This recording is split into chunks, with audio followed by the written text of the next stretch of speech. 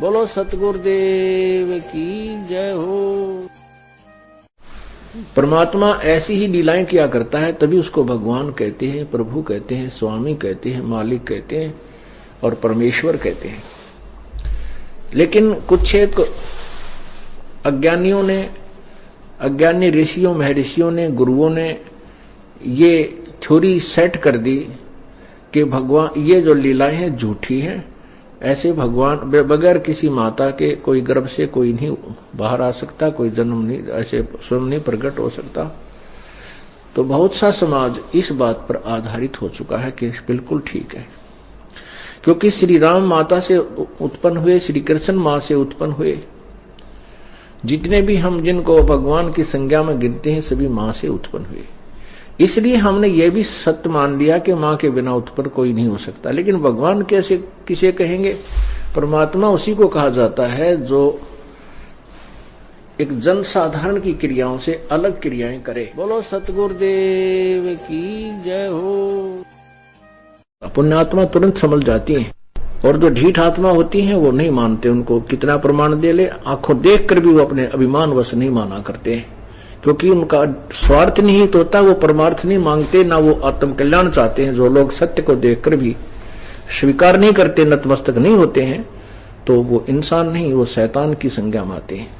जानबूझ साची तजय करे झूठ तेने, और ताकि संगत है प्रभु सोपन में भी ना दे। बंदी छोड़ सतगुरु रामपाल जी महाराज जी की जय हो। परमेश्वर की सभी प्यारी आत्माओं को दास का सत्साहेब। पुण्यात्माओं, आज दास जिस विषय पर वीडियो बनाने जा रहा है वह विषय कलयुग की पिछली पीढ़ी में परमेश्वर कबीर साहिब जी के 8 सितंबर 1951 के दिन सतगुरु रूप में पुनः प्रकट होने को लेकर है। इस वीडियो में दास उन पॉइंट्स पर बिल्कुल भी चर्चा नहीं करेगा जिन पॉइंट्स को लेकर पिछले वर्ष यानी कि सन 2019 में सतगुरु प्रगट दिवस से पहले सतगुरु रामपाल जी महाराज जी के प्रकट होने के विषय में प्रमाणों सहित खुलासा किया जा चुका है। जैसे कि संत रामपाल जी महाराज जी यदि परमात्मा है तो शादी करवाकर स्त्री भोग क्यों किया? संत रामपाल जी महाराज जी यदि परमात्मा हैं तो उनका शरीर आप और हमारी तरह हाड़ मांस का क्यों दिखता है? संत रामपाल जी महाराज जी यदि परमात्मा हैं और प्रकट हुए हैं तो फिर उन्होंने माता पिता के संयोग से जन्म क्यों लिया? आदि भगत भाइयों के अनेकों शंका भरे ऐसे पॉइंट्स थे जिनको परमात्मा ने दास को निमित्त बनाकर प्रमाणों सहित वीडियो बनवाकर डलवा दिया था। उन सभी वीडियोज का लिंक आप जी को इस वीडियो के डिस्क्रिप्शन बॉक्स में मिल जाएगा। लेकिन आज सन 2020 में सतगुरु प्रगट दिवस से पहले हम जो बातें परम पूज्य सतगुरु रामपाल जी महाराज जी के 8 सितंबर 1951 के दिन गांव धनाना जिला सोनीपत हरियाणा में प्रकट होने के विषय में करने जा रहे हैं, उन्हें बहुत ही ध्यान से सुनने और फिर मनन करने की आवश्यकता है, वरना इतना बड़ा धोखा खा जाओगे उसके बाद कुछ भी खाने और खोने को बचेगा ही नहीं। तो चलिए परमेश्वर शुरू करवाते हैं आज का वीडियो। पुण्यात्माओं, निसंदेह औरत को औरत ही जन्म देती है। 18-20 वर्ष तक उसे माँ का प्यार देती है, एक जिम्मेदार नारी बनाती है। पिता उसकी रक्षा और पालन पोषण की जिम्मेदारी उठाता है। माता पिता अपना पेट काटकर उसकी हर इच्छा पूरी करने की भरपूर कोशिश करते हैं। लड़की भी पूरी तरह अपने माता पिता के प्रति समर्पित होती है। उसे दुनिया में अगर कोई मूल्यवान दिखाई देता है तो केवल उसके माता पिता, और होना भी चाहिए। यदि माता पिता ने अपनी जिम्मेदारियों का ठीक से निर्वाह ना किया होता तो शायद बच्ची का भविष्य अंधकारमय हो जाना था। लेकिन जब वही बच्ची युवा होकर शादी के बंधन में बंध जाती है तो उसी दिन से अपना सर्वस्व अपने पति देव को सौंप देती है, अर्थात अपने पति के प्रति उतनी ही और उसी तरह समर्पित हो जाती है जिस तरह का समर्पण भाव शादी से पहले अपने माता पिता के प्रति हुआ करता था। पति उसके लिए परमेश्वर हो जाता है। उसे माता पिता याद अवश्य रहते हैं, लेकिन शादी के बाद माता पिता की इतनी आवश्यकता महसूस नहीं करती है जितनी कि अपने पति के सहारे की। और एक पतिव्रता औरत का यही समर्पण भाव पति के हृदय में उसके लिए विशेष प्यार और सम्मान पैदा करता है। और दूसरी तरफ यदि वही औरत शादी के बाद भी अपने माता पिता से मोह ना हटाकर निरंतर उन्हीं का चिंतन करती रहे, ससुराल में अपने मायके का ही गुणगान करती रहे, तो निश्चय ही ऐसी औरत अपने पति और सास ससुर के लिए सिरदर्द कहिए या फिर उपेक्षा की पात्र बनकर एक न एक दिन परिवार में कलह का कारण बन जाती है। पुण्यात्माओं, ठीक यही स्थिति आध्यात्मिक जीवन में एक पतिव्रता आत्मा अर्थात सुयोग्य भगत को अपनी समझनी चाहिए। पूर्ण परमेश्वर कबीर साहिब जी हम सभी आत्माओं के माता पिता अर्थात जनक हैं, उत्पत्ति करता हैं। 84 लाख योनियों के चक्कर से बाहर निकालने के लिए मानव शरीर दिया और पालन पोषण के लिए सांसारिक माता पिता की व्यवस्था की। और जैसे ही हम आत्माएं शादी के लायक हुई अर्थात हमारा भक्ति संस्कार का समय आया तो अपने ही दूसरे स्वरूप सतगुरु के साथ सतनाम रूपी बंधन में बांध दिया और स्पष्ट आदेश भी दे दिया कि 7 दीप 9 खंड में गुरु से बड़ा ना कोई, करता करे ना कर सके, गुरु करे सो होए। अर्थात हे प्यारी आत्मा, जहां तक तेरे जीवन की डोर मेरे हाथ में थी वहां तक मैंने हर जिम्मेदारी को पूरा किया, लेकिन अब नाम दीक्षा के बाद तेरा मिलन सतगुरु के साथ हो गया है और सतगुरु से मिलन के बाद मेरा रोल खत्म हो जाता है। अब तेरे लिए इस 7 दीप और 9 खंड अर्थात 21 ब्रह्मांड में सतगुरु से बढ़कर और कोई नहीं है। आज के बाद मैं कर्ता अर्थात कबीर भगवान भी तेरी किस्मत का निर्णय नहीं कर सकूंगा। अब तो तेरा वर्तमान, भूत और भविष्य का फैसला सतगुरु के हाथ में है। यदि आज के बाद सतगुरु से नाम दीक्षा लेने के उपरांत तूने अनजाने में भी मुझ कर्ता अर्थात कबीर भगवान से किसी रहम, समा या इच्छित वस्तुओं की कामना या फिर याचना की तो यह तेरी महाभूल होगी और तेरा सतगुरु भी तेरे से रुष्ट हो सकता है। फिर कहते हैं, गुरु बड़े हैं गोविंद से, मन में देख विचार, हरि सुमरे सो रह गए और गुरु भजे हो पार। अर्थात ऊपर इतना कुछ जानने के बाद भी तुझे ये भली भांति समझ में आ जाना चाहिए कि सतगुरु से नाम दीक्षा के बाद गोविंद अर्थात कबीर के घर से तू पराई हो चुकी है। अब तेरा पति परमेश्वर सतगुरु है, उसकी खुशी में ही तेरी खुशी और उसकी इच्छा में ही तुझे राजी रहना होगा। और चाहे किसी भी प्रकार की सांसारिक डिमांड हो या आध्यात्मिक, उन सब के लिए मुझ कबीर से उम्मीद छोड़कर सतगुरु से ही लगानी होगी और मन में सदा यही दास भाव रखना होगा कि कुत्ता हूं गुरुदेव का, पवन दास का नाम, गले प्रेम की जेवड़ी, जहां खींचो तहां जाऊं, तो करो तो बावड़ूं, दूर दूर करो तो जाऊं, जो राखूं त्यो ही रहूं और जो देवो सो खाऊं। पुण्यात्माओं, कुछ आत्माओं को आज भी सच्चे सतगुरु की शरण और तत्व ज्ञान मिलने के बाद भी अपने कमजोर भक्ति संस्कार की वजह से सतगुरु और परमात्मा के बीच की रहस्यमय दूरी सदा खटकती रहती है। ऐसी आत्माएं सदैव सतगुरु और परमात्मा को 2 रूप में देखती हैं। उन्हें लगता है कि असल में परमात्मा तो वो है जो सतलोक में रहता है, जो 650 साल पहले बनारस में कबीर रूप में आए थे, और सतगुरु तो उनका कोई प्रतिनिधि, पैगंबर या संदेश वाहक होता है जो कुछ सीमित शक्तियों के साथ काल लोक में परमात्मा कबीर साहिब जी के आदेशों से उनकी आत्माओं को भक्ति मार्ग समझाने के लिए आता है। पुण्यात्माओं, भक्ति मार्ग में भगत की यही वो सबसे बड़ी भूल होती है जो बार बार सतगुरु की शरण मिलने के बाद भी उसे सतलोक नहीं जाने देती है। और जब तक इस तत्व ज्ञान को आधार बनाकर एक भगत का गुरु और गोविंद को 2 अलग अलग समझने वाला भाव और भेद अंतःकरण से बिल्कुल समाप्त नहीं हो जाता, तब तक वह आत्मा यही 84 के बंधन में चक्कर काटती रहेगी, भले ही उससे सच्चा सतगुरु और सारनाम भी क्यों ना मिल गया हो। 650 साल पहले जब परमेश्वर कबीर साहिब जी सतगुरु रूप में 120 वर्ष तक रहे तो बार बार यही संदेशा देते रहे कि गुरु गोविंद 2 नहीं भाई, और 2 समझे वो 2 जग जाही। 2 जग नरक को कहते हैं। आज भी संगत में से 90% भगत भाई बहन एक बहुत बड़ी गलती कर रहे हैं। हमें लगता है कि पूर्ण परमात्मा कबीर साहिब जी का असली स्वरूप एकमात्र वही दाढ़ी मूछ वाला है जिस स्वरूप में वह परमात्मा बनारस में 120 वर्ष तक लीला करके गए थे। और उससे भी बड़ी गलती हम लोग हर वर्ष जून के महीने में उसी दाढ़ी मूछ वाले स्वरूप को परमात्मा का असली स्वरूप समझते हुए उनका प्रगट दिवस मनाकर कर रहे हैं। जबकि सतगुरु रामपाल जी महाराज जी ने पिछले 27 वर्षों से अनमोल तत्व ज्ञान देकर सैकड़ों बार हमारा यही भ्रम निवारण किया था कि आप लोग कबीर परमात्मा की जो ये फोटो देख रहे हैं यह उनका असली स्वरूप नहीं है। वे तो ना जाने कितने ही रूप धारण करके यहाँ आते रहते हैं। कबीर परमात्मा को किसी फोटो से नहीं बल्कि ज्ञान को आधार बनाकर पहचाना जा सकता है कि आज वे किस रूप में विद्यमान हैं। पुण्यात्माओं, देश काल और परिस्थिति अनुसार पूर्ण परमेश्वर कबीर साहिब जी अपनी प्यारी आत्माओं को सत भक्ति से परिचित करवाने के लिए सतगुरु व तत्वदर्शी संत के चोले में यहाँ आते रहते हैं और अपनी वाणी में भी कहते हैं कि सुख मेटे और दुख का दाता, पूर्ण ब्रह्म है आप विधाता, जब चाहे चोला धर आता, हुआ सुल्तानी के खवास बधाई में बांटूंगी। अतः सतगुरु से तत्व ज्ञान लेने के बाद हमने भी इस ज्ञान को बहुत गहराई से समझना पड़ेगा, तभी समझ में आएगा कि वास्तव में वर्तमान में असली कबीर कौन है।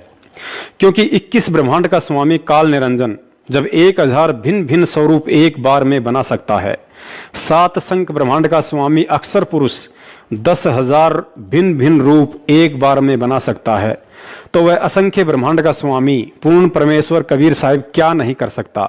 वह तो प्रत्येक आत्मा के साथ एक ही समय में असंख्य रूप बनाकर खड़ा हो सकता है।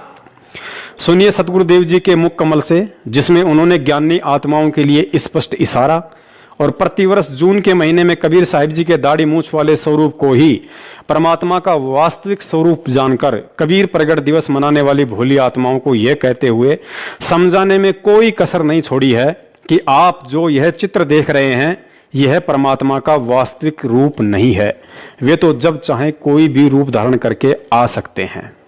तो उस परमात्मा ने अपने इस दास को भेजा, तो ये क्या बताना चाहते हैं कि आपका भाव अपने सतगुरु के प्रति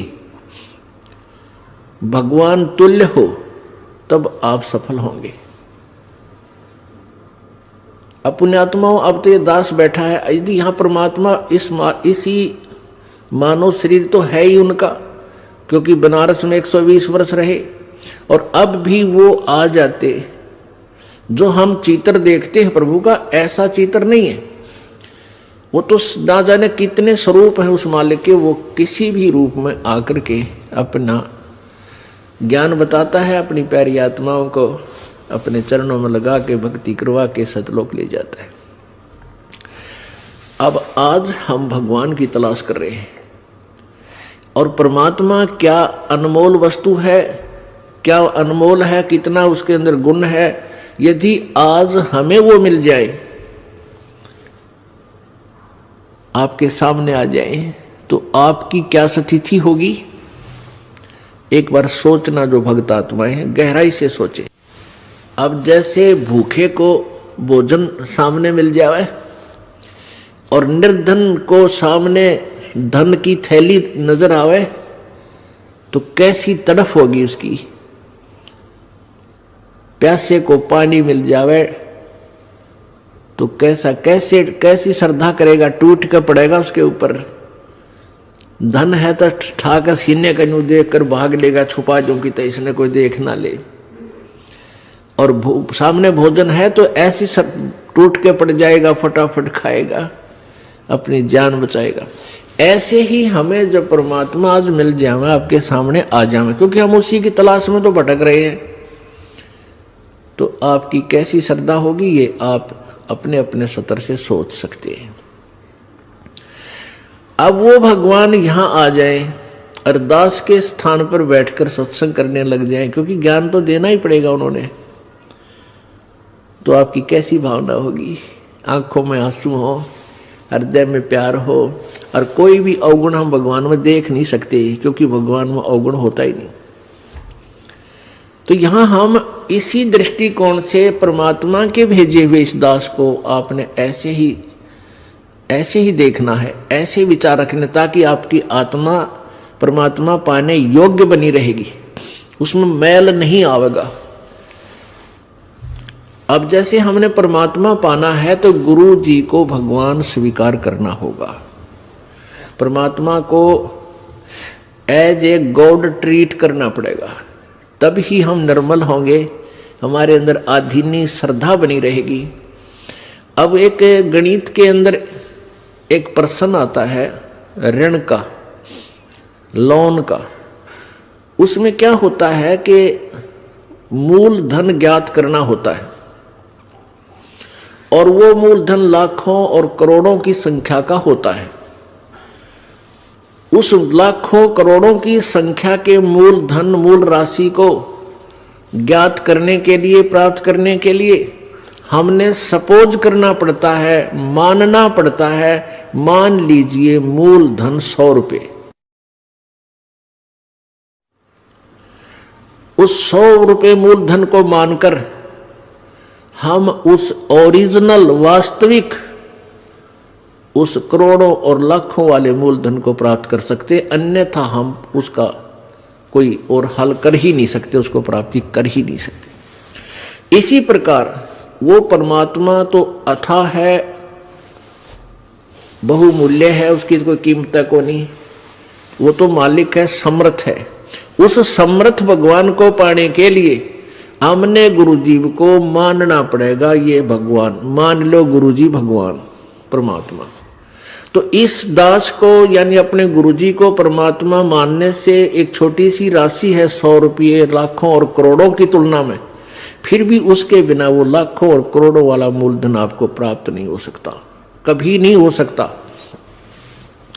आप जी ने अपने गुरुजी को भगवान मान लेना चाहिए।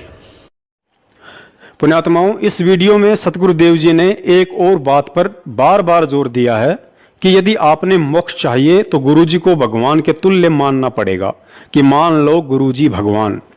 पुण्यात्माओं, सतगुरु रामपाल जी महाराज जी के द्वारा गुरुजी को परमात्मा तुल्य मानने के लिए ये बात कहना कि मान लो गुरुजी भगवान, इस बात को भी हमें गहराई से समझना पड़ेगा कि आखिर सतगुरु रामपाल जी महाराज स्वयं पूर्ण परमेश्वर कबीर साहब होते हुए भी यहाँ स्पष्ट रूप से अपने आप को भगवान ना कहकर गुरुजी को भगवान तुल्य मानने के लिए क्यों कह रहे हैं। परमेश्वर कबीर साहिब जी 650 साल पहले बनारस में अपने परमात्म स्वरूप को छुपाते हुए एक सतगुरु की भूमिका कर रहे थे और अपने ही तीनों रूप अर्थात परमात्म रूप, सतगुरु रूप और एक साध अर्थात परम भगत वाले रोल को समझाते हुए कहा था कि साहिब से सतगुरु भय और सतगुरु से भय साध, ये तीनों अंग एक हैं, गति कुछ अगम अगाध। अर्थात वह पूर्ण परमात्मा कबीर अपने सतलोक में स्वयं परमात्मा अर्थात साहिब रूप में तो बैठा ही है, इसके अलावा अपने परमात्मा वाले रूप को हल्का तेज पुंज का बनाकर सतगुरु की भूमिका और फिर किसी नेक आत्मा को अपना मुंह बोला गुरु धारण करके एक सुयोग्य शिष्य की भूमिका भी स्वयं ही करता है, ताकि अपने फॉलोअर्स को यह शिक्षा दे सके कि परमात्मा के सत भक्ति वाले मोक्ष मार्ग में जब तक आपका अपने गुरु के प्रति श्रद्धा, भाव, व्यवहार, आचार विचार, लगन और विश्वास इतना नहीं होगा जितना कि मैंने अपने गुरु के प्रति समर्पित होकर एक उदाहरण पेश किया है, तब तक आप सतलोक जाने के अधिकारी नहीं बन सकते। अतः सतगुरु रामपाल जी महाराज जी के द्वारा स्पष्ट रूप से अपने आप को भगवान होते हुए भी भगवान ना कहकर यह कहना कि आपने गुरुजी को भगवान तुल्य मानना पड़ेगा, इसके पीछे का मुख्य कारण यही है कि उपरोक्त वाणी के अनुसार वे स्वयं परमात्मा और सतगुरु वाली भूमिका के साथ साथ एक सुयोग्य परम भगत का भी रोल कर रहे हैं और भगत के रोल में अपने आप को स्पष्ट रूप से भगवान ना बताकर ज्ञानी आत्माओं के लिए इशारा कर दिया कि आपने गुरुजी को भगवान तुल्य मानना पड़ेगा। परमात्मा कहते हैं वो स्वयं ही यहाँ पर तत्वदर्शी संत बनकर आते हैं और अनजान संतों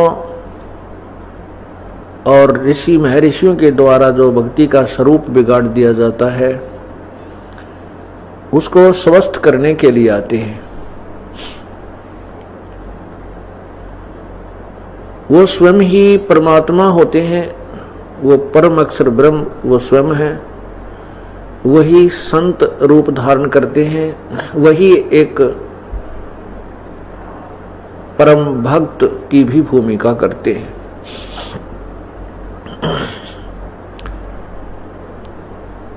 वो हमारे लिए एक उदाहरण छोड़कर जाते हैं, अपनी अमृतवाणी सौ संवेद अपने मुखारविंद से वो इस तत्व ज्ञान का उच्चारण करके और एक अनमोल वस्तु हमारे को प्रदान कर जाते हैं। उसी तत्व ज्ञान में अर्थात सौ वेद में क्या कहते हैं, कबीर राम बुलावा भेजिया दिया कबीरा रो,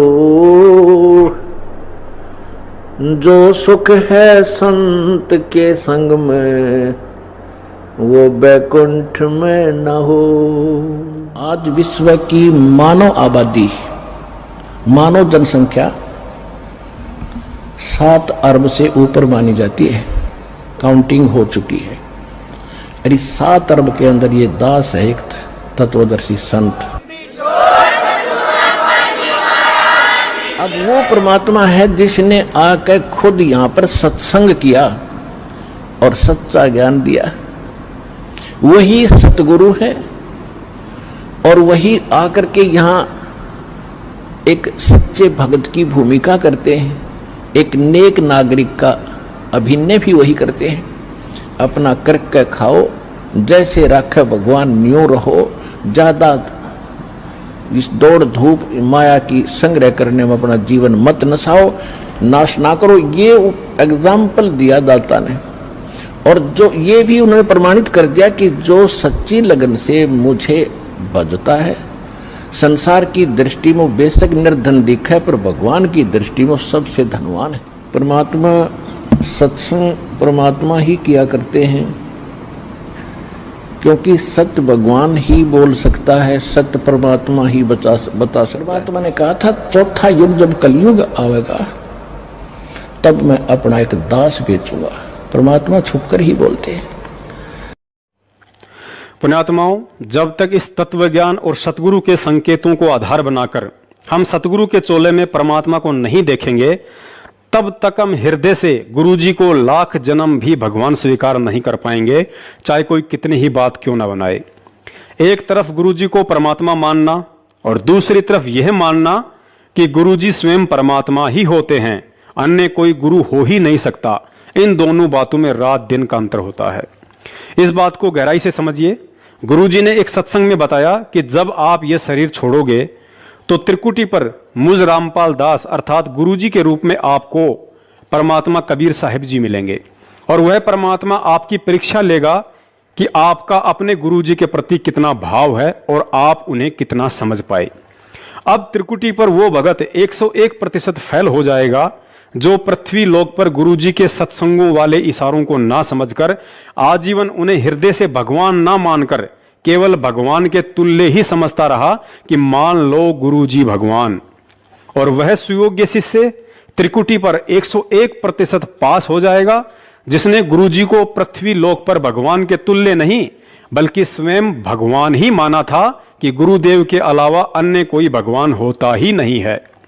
पुण्यात्माओं, इसीलिए परमात्माओं को सतगुरु रूप में प्रकट होकर प्रचलित लोक वेद से हटकर तत्व ज्ञान देने की आवश्यकता पड़ती है, ताकि ये आत्माएं सतलोक जाने के मार्ग में कहीं भी धोखा खाने से बचें।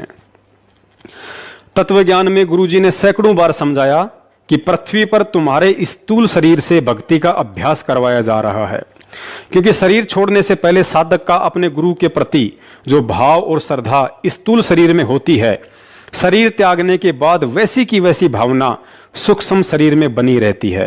अर्थात त्रिकुटी पर उसी आत्मा को सतगुरु रामपाल जी महाराज जी के रूप में परमात्मा कबीर साहिब जी दर्शन देंगे, जो आत्मा पृथ्वी लोक पर इस स्थूल शरीर से उन्हें परमात्मा के रूप में देख रही होगी। अन्यथा सतगुरु रूप या कबीर रूप में काल निरंजन दर्शन देकर अपने साथ ले जाएगा। अतः कहने का मतलब यह है कि हमने तन मन और इस तत्व ज्ञान को आधार बनाकर सतगुरु रामपाल जी महाराज जी को 8 सितंबर 1951 के दिन भारतवर्ष की पवित्र भूमि पर हृदय से प्रकट परमात्मा जानकर 8 सितंबर के दिन केवल उन्हीं का प्रकट दिवस मनाना है, ना कि कबीर साहिब जी की 650 साल वर्ष पुरानी फोटो का। और जब तक अज्ञानता के चलते इस स्थूल शरीर में हम कबीर साहिब जी की दाढ़ी मूंछ वाली फोटो को परमात्मा मानकर उनका प्रगट दिवस मनाते रहे और सतगुरु रामपाल जी महाराज जी को केवल एक संत या सतगुरु समझते हुए यूं ही टाइम पास करते रहे, तो परमात्मा के विधान अनुसार स्थूल शरीर त्यागने के बाद सूक्ष्म शरीर में भी हमारे यही भाव रहेंगे। अर्थात त्रिकुटी पर भी हम परमात्मा तो कबीर साहिब जी को मानेंगे और सतगुरु को केवल एक सामान्य संत, क्योंकि गुरुजी ने बताया कि जब आपका स्थूल शरीर त्यागने का समय आएगा तो वह एक सौपन की भांति होगा। अर्थात आपको पता भी नहीं चलेगा कि मैं अपना मिट्टी का चोला छोड़ रहा हूं। और जब पता ही नहीं चलेगा कि मैं अपना शरीर छोड़ चुका हूं, तो त्रिकुटी पर सूक्ष्म शरीर में हम वो सभी गलतियां कर बैठेंगे जो गलतियां हम आज यहां इस मिट्टी के चोले में कबीर प्रगट दिवस मनाकर एक फोटो को परमात्मा मानने की भूल कर रहे हैं। बोलो सतगुरुदेव की जय हो। कबीर ये माया अटपटी सब गट आन अड़ी, और किस किस न समझाऊं या कुआ भांग पड़ी। तो यहाँ हम सभी एक का कुएं का भांग पिए फिर रहे। वो परमात्मा आता है, हम उसके भी जूते मारते हैं, उसको बुरा कहते हैं, नकलियों को स्वीकार करें बैठे हैं, तो आसपास भी नहीं भगवान के। अब कहने का दास का तात्पर्य है कि इस दास के स्थान पर ये सोच लो परमात्मा बैठे हैं, और फिर हम कैसे व्यवहार करेंगे उस भगवान से जिसके लिए हम तड़प रहे हैं। ऋषियों ने शरीर गाल दिए भगवान पाने के लिए, यदि वो मिल जाए तो हम उसका कैसे व्यवहार करेंगे। तो ये आपने रिहर्सल करनी पड़ेगी। इस दास को डला समझ लो, एक पत्थर समझ लो बोलता हुआ, लेकिन यहां नो सोच लो हम भगवान से मिलने जा रहे हैं।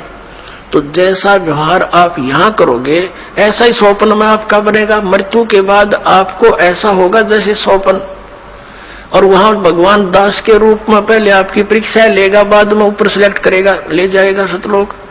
तो वहां जैसी भावना, जैसा अच्छा या बुरे विचार आपके इस दास के प्रति होंगे, आपके मस्तिष्क पर लिखे आएंगे वहां पर, क्योंकि वहां कोई रोल ना चल है। यहाँ तो हम 100 बात छुपा ले, आपके मस्तिष्क पर लिखे आएंगे।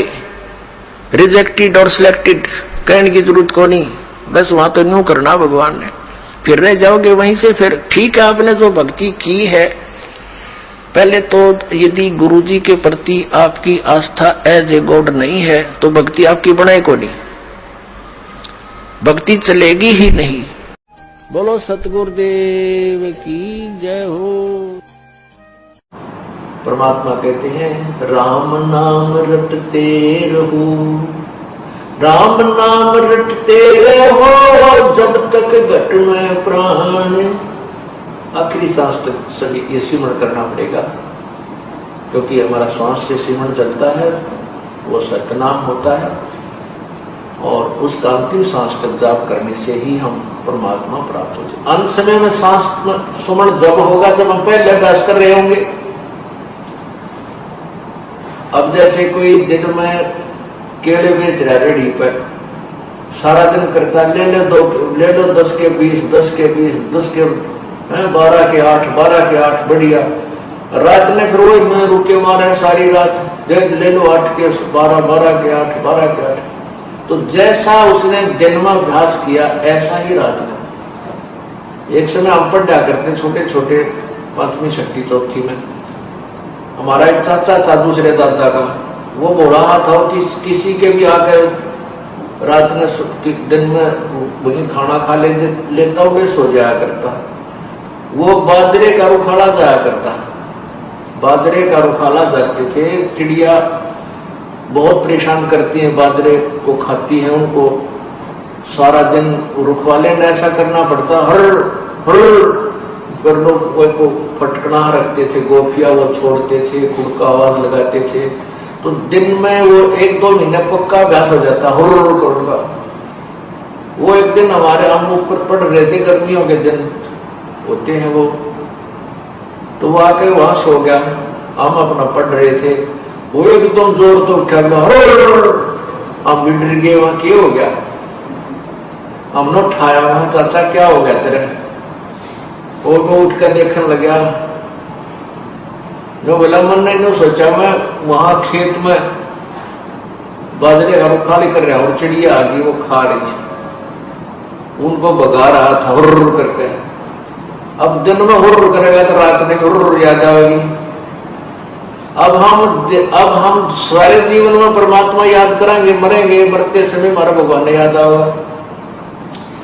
और जिसने परमात्मा याद किया नहीं, सारा दिन सारी उम्र खो दी 2 के 20 बनाने में, तो उसका समय परमात्मा याद नहीं आएगी, वही बातें वही कुमत याद आएगी। बोलो सतगुरुदेव की जय हो। तो पुण्यात्माओं, पूज्य गुरुदेव जी के द्वारा अकाट्य प्रमाण देने के बाद अब तो कुछ आंखें खोलो और पहचानो कि वास्तव में असली कबीर परमेश्वर कौन है। गुरुजी ने अपने मुख कमल से यह तो साबित कर ही दिया कि 650 साल पहले वाला चित्र कबीर परमेश्वर जी का असली स्वरूप नहीं है। और दूसरी तरफ यह भी कह रहे हैं कि जब आप त्रिकुटी पर जाओगे तो वहां भी परमात्मा आपको मुझदास अर्थात संत रामपाल जी महाराज जी के रूप में ही दर्शन देंगे और सतलोक लेकर जाएंगे। तो फिर विचार करो कि कबीर भगवान कैसा है, उनकी शक्ल कैसी है और उनको देखा किसने? नहीं समझे? अरे भाई, सतगुरुदेव जी ने साबित कर दिया कि मैं ही परमात्मा कबीर साहिब हूं। यदि त्रिकुटी पर भी हमें वह कबीर परमात्मा सतगुरु रामपाल जी महाराज जी के ही रूप में दर्शन देंगे तो फिर विचार करने की बात है कि आज पृथ्वी पर उनके रूप में स्वयं कबीर परमात्मा ही हमारे सतगुरु बनकर हमें ज्ञान और भक्ति दे रहे हैं।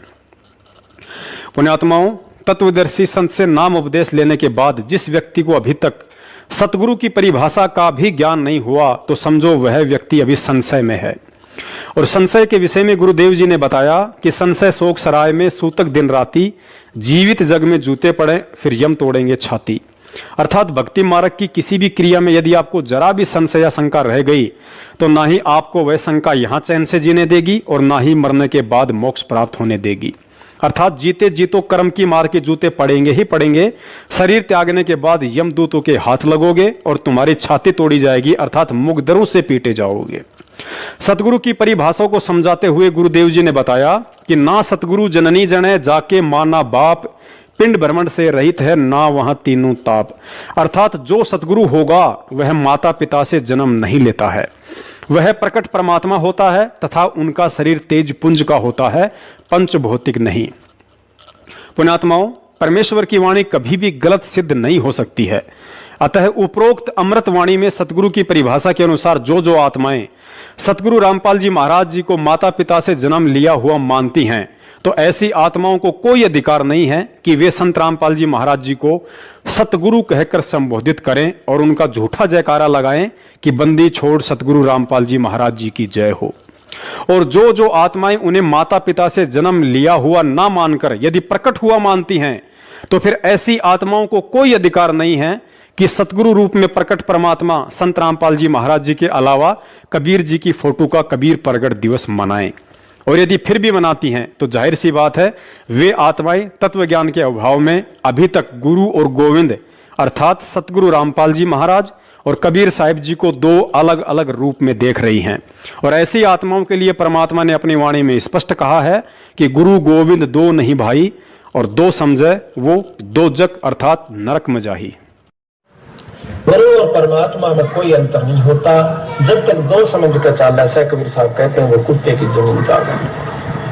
गुरु परमात्मा स्वरूप समझना चाहिए जिसने आपको वो अनमोल चीज दी जिससे आपकी 84 मिटेगी। तो कहते हैं हरि के रूठे कबीर गुरु जय रूस जा, हरि जय रूस जा तो गुरु की शरण में जा, और कबीर गुरु जय रूस जा फिर हर नहीं करे साहब। पुण्यात्माओं, इसके अलावा सतगुरु देव जी ने अपने सत्संग में भगत के लिए एक ऐसा फॉर्मूला बताया है जिसको अपनाने से भगत को अपने गुरु में किसी सामान्य संत के नहीं बल्कि साक्षात परमात्मा के ही दर्शन होने लगेंगे। इस अनमोल फॉर्मूले में गुरुजी ने बताया कि यदि आपका भाव अपने गुरु में परमात्मा तुल्य नहीं बन पा रहा है तो इसका एक ही उपाय है कि आप सूक्ष्म वेद में वर्णित परमात्मा के लक्षणों को अपने गुरुजी पर लक्षित करना सीखो। उसके बाद ऑटोमेटिक आपका भाव और श्रद्धा अपने गुरुदेव में परमात्मा जैसी बनने लगेगी। अर्थात परमात्मा का प्रथम लक्षण होता है कि वे कभी किसी माता पिता से जन्म नहीं लेते हैं, वे अविनाशी व सौद स्वरूपी होते हैं। अतः आपने परमात्मा का यह लक्षण अपने गुरुदेव पर लक्षित करके फिर उन्हें उसी दृष्टि से देखना है कि मेरे गुरुदेव पूर्ण परमात्मा हैं जो किसी माता पिता के गर्भ से नहीं बल्कि 8 सितंबर 1951 के दिन भारतवर्ष की पावन भूमि पर 650 साल पहले धर्मदास जी से किए वायदे अनुसार कलयुग की इस बिचली पीढ़ी में हम जीव आत्माओं के उद्धार के लिए प्रकट हुए। लीला वह परमात्मा ऐसी ही करता है ताकि काल भी भ्रमित होकर उन्हें पहचान ना सके। फिर हम तुच्छ बुद्धि जीवों की तो औकात ही क्या। लेकिन सतगुरु के चोले में वह प्रकट परमात्मा अपने बच्चों को यह विशेष मूल ज्ञान देकर फिर स्वयं ही अपनी पहचान करवाता है कि चरम दृष्टि से माता पिता के सहयोग से जन्म लेकर आया हुआ सतगुरु रूप में मैं कबीर परमात्मा तुम्हारी तरह जन्म लेकर नहीं बल्कि प्रकट होकर अपना तत्व ज्ञान प्रचार करता हूं, क्योंकि पूरी पृथ्वी पर एक समय में केवल एक ही सतगुरु होता है और उस एकमात्र सतगुरु की भूमिका स्वयं वह कबीर परमात्मा ही कर सकता है, अन्य कोई भी करने में समर्थ नहीं होता है। अतः इस भाव से जब हम विचार करेंगे तो अंत में यही पाएंगे कि मैं जिस महापुरुष संत रामपाल जी महाराज जी को सतगुरु कहकर संबोधित करता हूं वह कोई और नहीं बल्कि स्वयं सतलोक का राजा कबीर परमात्मा है। सुनिए सतगुरुदेव जी के मुख कमल से, जिसमें वे स्पष्ट संकेत कर रहे हैं कि जब तक आप परमात्मा के लक्षणों को अपने गुरुजी पर लक्षित नहीं करोगे तब तक आपका वो भाव नहीं बन सकता जिस भाव से सतलोक की प्राप्ति होती है। लेकिन आपके लिए परमात्मा का विधान है, गुरु गोविंद कर जानियो और रहियो शब्द समाए, मिले तो दंडवत बंदगी नहीं पल पल ध्यान लगावे, कि गुरु को भगवान मानकर चलना और रहियो शब्द समाए। शब्द समाए रखना मतलब जो उसने मंत्र दिया है वो सत मंत्र सतनाम यानी सत भक्ति, उसमें लीन रहना, गुरु जी को भगवान मानना और जो उपदेश मंत्र दिया है उसमें समाये रहना, उसकी भक्ति पर ज्यादा ध्यान रखना। और जब भी मिले तो दंडवत बंदगी, जहां मिले वहां दंडवत प्रणाम करना, और नहीं मिल पाते हो जैसे घर पे तो पल पल ध्यान लगावे, यानी परमात्मा के गुणों को अपने गुरु जी के ऊपर लक्षित करे और फिर आपका भाव बनेगा, एक प्यार जागेगा इस दास के प्रति जैसा इस काल के प्रति जागा था, और वही कसक आपकी इस दास के प्रति होगी तभी हम वहां चलेंगे। जिस कसक के साथ हम वहां डटे नहीं डटे, तो ऐसा ही भाव अब हम कैसे भावित होते हैं, जैसे एक हीरो या हीरोइन नकली बात बना के, एक तो उसने पढ़ा हुआ है फिर वो बोल रहा है, उसके एक दो डायलॉग पर हम आसक्त हो जाते हैं, ओहो बड़ा क्या बात कही, बड़ा सुंदर बोला, और यहाँ दास ने ऐसा पिटारा खोल दिया इन बोलों का वचनों का। तो इस आधार से भी आपने प्रभावित होना चाहिए, जब आपकी आत्मा निर्मल हो जाएगी, कमाल कर दिया गुरु जी ने, तो ऐसे निर्णय करके ज्ञान दे दिया। तो हमने ऐसे प्रभावित होना है और आसक्त होना है उस परम पिता पर इस दास के माध्यम से। ये रिहर्सल आपकी फिर ऊपर जाके काम आवेगी जो आप यहाँ करोगे। बोलो सतगुरुदेव की जय हो। पुण्यात्माओं, परमेश्वर का तत्व ज्ञान कहता है कि किसी संत के द्वारा अपने आप को सतगुरु कहलवाना कोई साधारण बात नहीं होती है। आज गुरुदेव के संकेतों को समझना तो कोसों दूर की बात हो गई, क्योंकि संगत में से ही 90% लोग अपनी अंतरात्मा से ये कतई मानने को तैयार नहीं हैं कि सतगुरु रामपाल जी महाराज 8 सितंबर 1951 के दिन प्रकट हुए होंगे।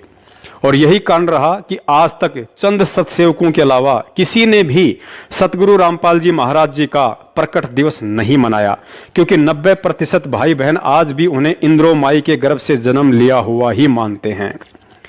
चंद सतसेवकों को निमित्त बनाकर परमात्मा के द्वारा सैकड़ों बार सतलोक आश्रम मैनेजमेंट हरियाणा के पीछे निपट अंधी होकर भेड़ चाल में मस्त संगत को अवगत करवाने के बाद भी कबीर प्रगट दिवस मनाकर अपनी अज्ञानता और मूर्खता का बार बार प्रमाण दे रही पढ़ी लिखी संगत के बंद आंख नाक कान खोलने के लिए इस वीडियो में सतगुरु रामपाल जी महाराज जी ने 8 सितंबर 1951 के दिन स्वयं के प्रकट होने के विषय में खुलकर संकेत करते हुए कहा है कि परमात्मा जब आए थे तो उनकी विलक्षण देह थी।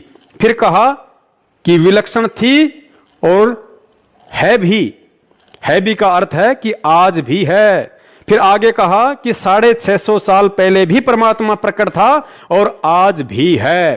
पुण्यात्माओं, सतगुरुदेव जी के इस शब्द को ध्यान से सुनना कि आज भी प्रकट है।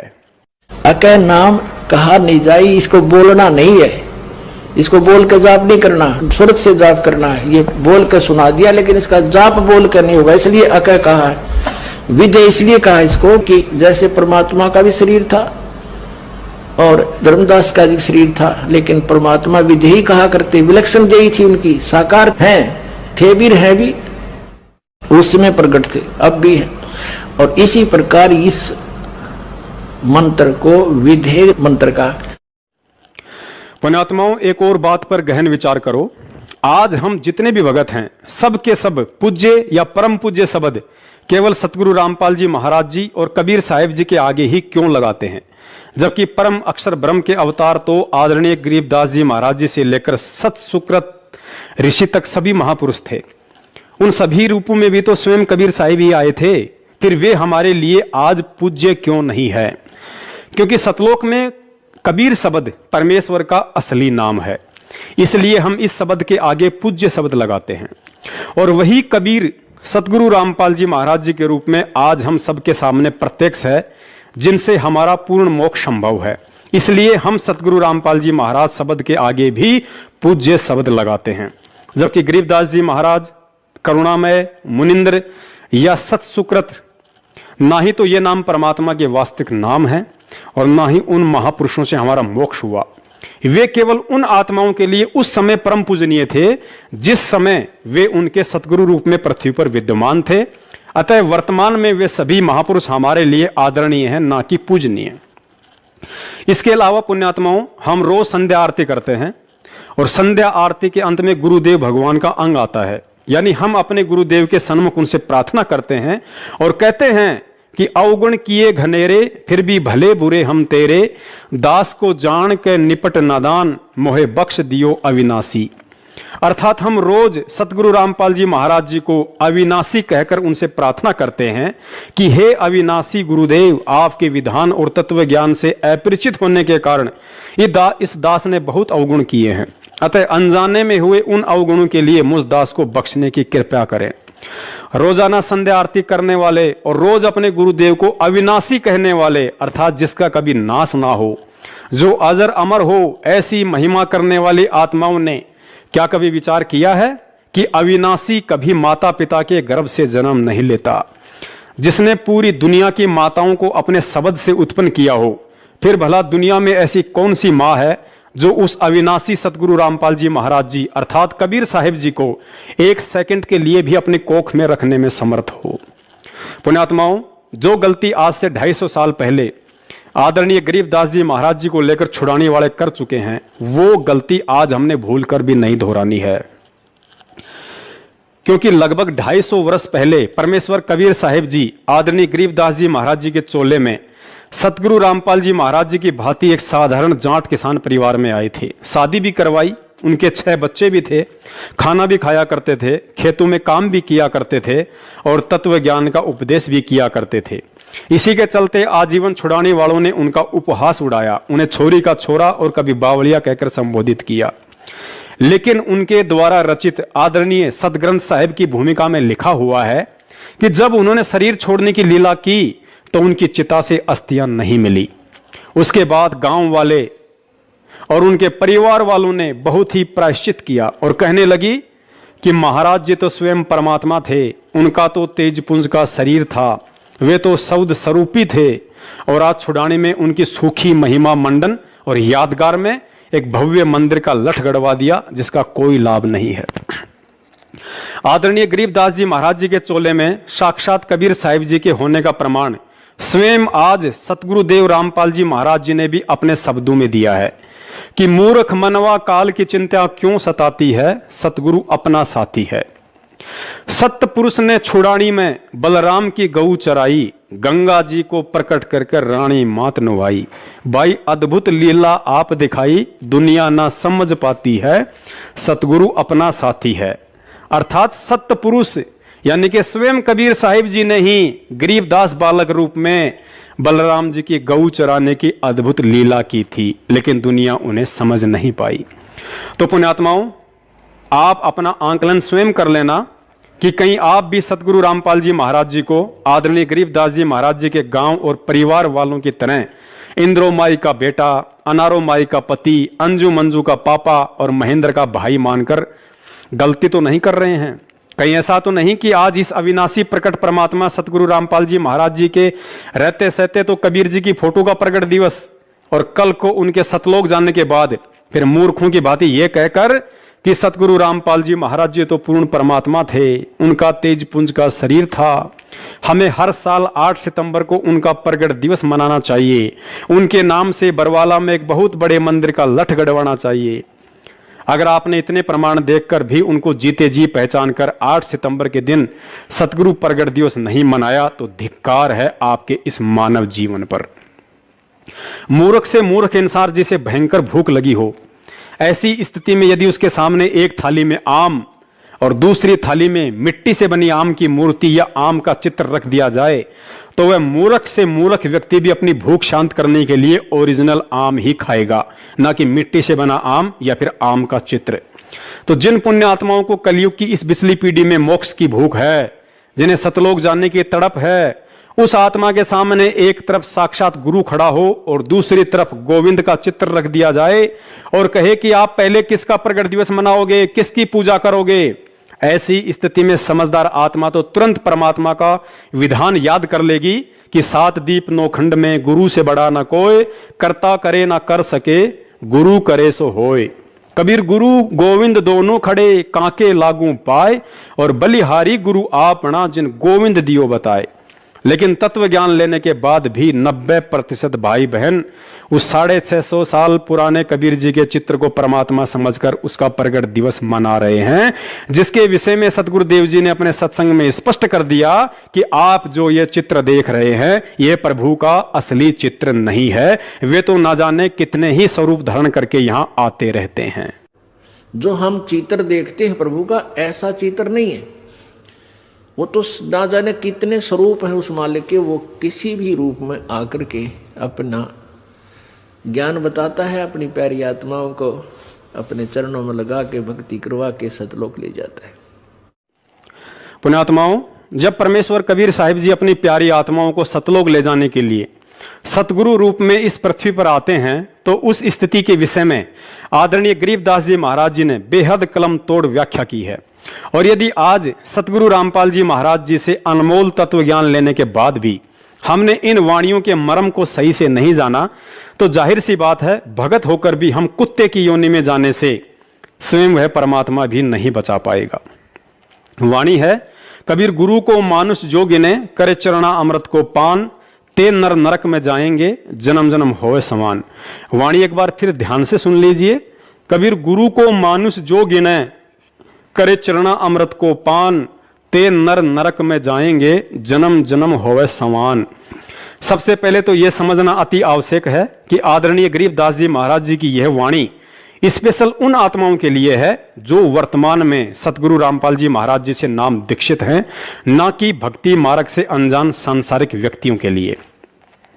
महाराज जी ने समझाया कि जो व्यक्ति पूर्ण तत्वदर्शी संत से ज्ञान समझकर उन्हें अपना सतगुरु धारण कर चुका है तथा नियमानुसार चरणा अमृत भी पी रहा है और इसके बावजूद भी यदि वह भगत अपने सतगुरु को केवल एक संत और परमात्मा किसी अन्य को मानता है तो वह व्यक्ति भले ही पूर्ण तत्वदर्शी संत की शरण में है, सत भक्ति मंत्रों का जाप भी कर रहा है और चरणा अमृत भी पी रहा है, लेकिन अंत में शरीर छोड़ने के बाद सतलोक की नहीं बल्कि कुत्ते की योनि प्राप्त करेगा।